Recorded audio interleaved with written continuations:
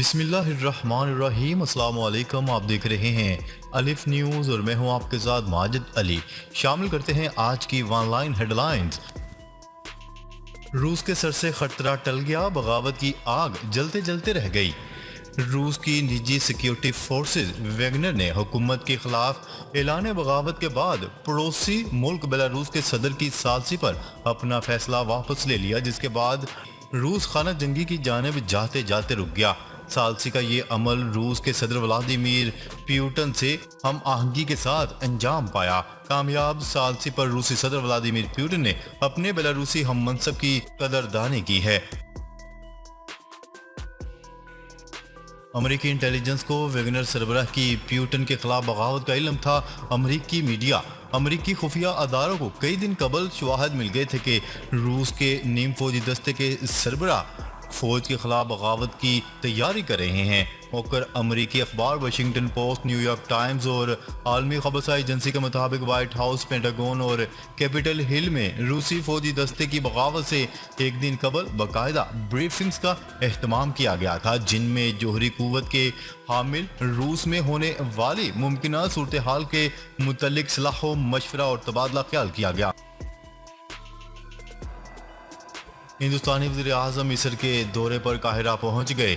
ہندوستان کے وزیر اعظم نریندر مودی اپنے غیر ملکی دورے کے دوسرے مرحلے میں امریکہ کا 2 روزہ سرکاری دورہ مکمل کرنے کے بعد مصر پہنچے۔ ہندوستانی میڈیا کی رپورٹ کے مطابق یہ دورہ مصر کے صدر کی دعوت پر انجام پایا، جس کے دوران وہ میزبان صدر کے ساتھ 2 طرفہ امور اور بین الاقوامی مسائل پر بات چیت کریں گے۔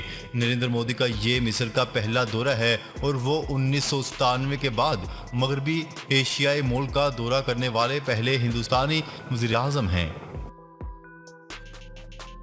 نااہلی کی مدت 5 سال سے زیادہ نہیں ہوگی، قومی اسمبلی میں بل منظور۔ قومی اسمبلی کے اجلاس میں نااہلی کی مدت 5 سال کرنے کا بل کثرت رائے سے منظور کر لیا گیا۔ بل وزیر خزانہ اسحاق ڈار نے سپلیمنٹری ایجنڈے پر منظوری کے لیے پیش کیا۔ سینٹ سے منظور الیکشن ایکٹ میں ترمیم کا بل 2023 منظوری کے لیے ایوان میں پیش کیا گیا۔ قومی اسمبلی نے الیکشن ایکٹ میں ترمیم کا بل اتفاق رائے سے منظور کر لیا۔ حکومت نے الیکشن ترمیمی بل قومی اسمبلی میں منظوری کے لیے پیش کیا۔ سعودی عرب عازمین حج کی تعداد 1.5 ملین سے تجاوز کر گئی۔ سعودی عرب کا کہنا ہے کہ بیرون ملک سے آنے والے عازمین حج کی تعداد 1.5 ملین سے تجاوز کر چکی ہے۔ سعودی عرب کی سرکاری خبرساں ایجنسی کی رپورٹ کے مطابق پاسپورٹ ڈائریکٹوریٹ نے کل شام تک بری، فضائی اور بحری راستے سے ملک میں داخل ہونے والے حاجیوں کی تعداد کے بارے میں بیان جاری کیا۔ امن کے دشمن مودی سرکار مقبوضہ کشمیر میں پانی چوری جیسے انسان دشمن کام میں بھی ملوث نکلی۔ مقبوضہ کشمیر میں پاکستانی دریاؤں کا پانی چوری ہونے کا انکشاف۔ ذرائع کے مطابق بھارت نے پانی چوری کے لیے ربر ڈیم ٹیکنالوجی کا استعمال شروع کر دیا۔ دریائے جہلم اور چناب کے پانی کو ربر ڈیم ٹیکنالوجی سے چوری کیا جا رہا ہے۔ دریائے جہلم پر بولر بیراج کے قریب زیریں علاقے میں ربر ڈیم سے پانی چوری کیا جاتا ہے۔ واضح رہے کہ ربر ڈیم کے ذریعے دریا میں پانی کا بہاؤ عارضی طور پر روکا جاتا ہے۔ پانی کی سطح بلند ہونے سے دریا سے پانی کا رخ بھارتی دریاؤں کی جانب موڑا جاتا ہے۔ اسرائیل کا فلسطینی پناہ گزینوں کے خلاف جدید ہتھیاروں کا استعمال، اقوام متحدہ کی مذمت۔ اقوام متحدہ نے اسرائیل کی جانب سے فلسطینی پناہ گزینوں کے خلاف مہلک طاقتور ہتھیاروں کے استعمال کی شدید مذمت کی ہے۔ اسرائیلی فورسز نے پیر کے روز جنین پناہ گزین کیمپ پر دھاوا بول کر 2 مشتبہ افراد کو گرفتار کیا تھا۔ اقوام متحدہ کے انسانی حقوق کے سربراہ نے کیمپ پر حملے میں اسرائیل کی جانب سے مہلک ہتھیاروں کے استعمال کی شدید مذمت کی ہے۔ پری مونسون بارشیں، حکومت کی متعلقہ اداروں کو الرٹ، سیاحوں کو محتاط رہنے کی ہدایت۔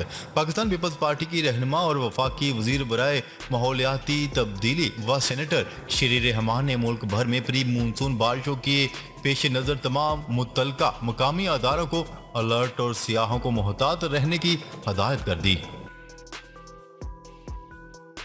اسرائیل مغربی کنارے میں مزید یہودی بستیاں آباد کرنے سے باز رہے، امریکہ نے خبردار کر دیا۔ امریکہ نے اسرائیلی حکومت سے مغربی کنارے میں اپنے شہریوں کی جانوں کی حفاظت کو یقینی بنانے کا مطالبہ کرتے ہوئے خبردار کیا ہے کہ اس علاقے میں یہودی بستیاں آباد کرنے سے باز رہے۔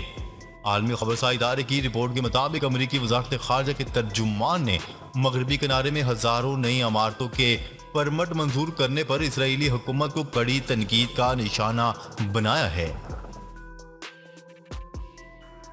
صدر مملکت عارف علوی کی عدم موجودگی اور صادق سنجرانی کے چارج سنبھالنے پر الیکشن ایکٹ ترمیمی بل کو فوری طور پر نافذ العمل کر دیا گیا۔ رپورٹ کے مطابق صدر مملکت ڈاکٹر عارف علوی حج کی ادائیگی کے لیے سعودی عرب روانہ ہو گئے۔ صدر مملکت کی عدم موجودگی میں چیئرمین سینٹ صادق سنجرانی نے قائم مقام صدر کا چارج سنبھال لیا۔ سری لنکا ایران کے درمیان اگلے ماہ سے بارٹر ٹریڈ کا آغاز ہوگا۔ سری لنکا اگلے ماہ سے ایران کے ساتھ بارٹر ٹریڈ کا آغاز کر رہا ہے، جس کے تحت وہ $25 کروڑ مالیت کی چائے کے بدلے ایرانی تیل لے گا۔ 2012 میں درآمد کیے گئے تیل کے لیے 2021 میں بارٹر ٹریڈ پر اتفاق کیا گیا تھا، لیکن سری لنکا میں غیر معمولی ڈالر کی قلت کی وجہ سے عمل درآمد میں مزید وقت لگ گیا۔ صدر مملکت ڈاکٹر عارف علوی فریضہ حج کی ادائیگی کے لیے سعودی عرب روانہ ہو گئے۔ چیئرمین سینٹ نے قائم مقام صدر کی ذمہ داریاں سنبھال لیں۔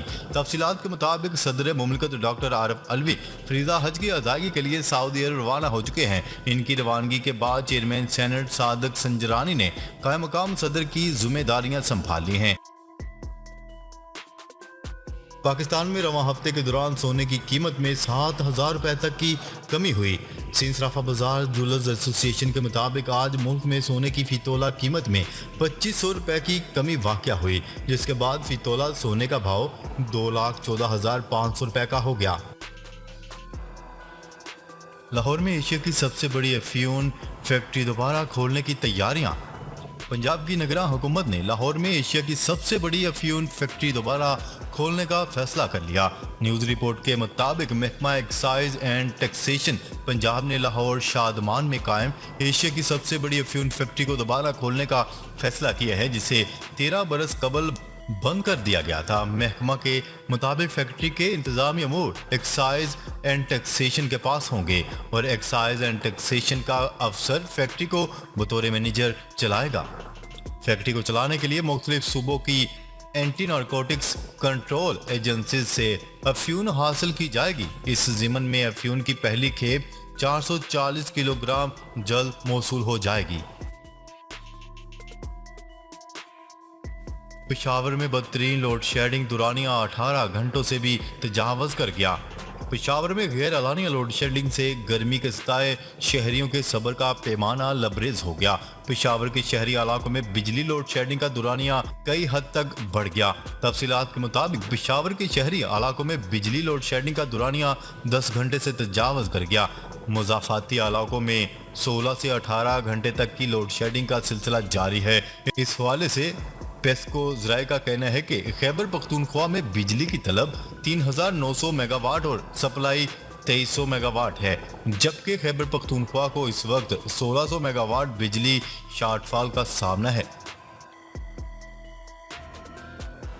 قومی اسمبلی میں مالی سال 2023-24 کا وفاقی بجٹ منظور کر لیا گیا۔ قومی اسمبلی کے اجلاس کے دوران فائنانس بل 23-24 میں مجموعی طور پر 9 ترامیم پیش کی گئیں۔ آئندہ مالی سال کے وفاقی بجٹ میں 9 ترامیم کی منظوری دی گئی۔ فائنانس بل میں 8 ترامیم حکومت اور 1 ترمیم اپوزیشن کی منظور کی گئی۔ تفصیلات کے مطابق وفاقی بجٹ میں ٹیکس وصولیوں کا ہدف 9,200 سے بڑھا کر 9,415 ارب مقرر کر دیا گیا، جبکہ پینشن ادائیگی 761 ارب سے بڑھا کر 801 ارب، جبکہ این ایف سی کے تحت 5,276 ارب کے بجائے 5,390 ارب ملیں گے۔ ناظرین، اب تک کے لیے اتنا ہی۔ مزید خبریں لے کر بہت جلد آپ کی خدمت میں حاضر ہوں گے۔ تب تک کے لیے اپنا خیال رکھیے گا۔ اللہ نگہبان۔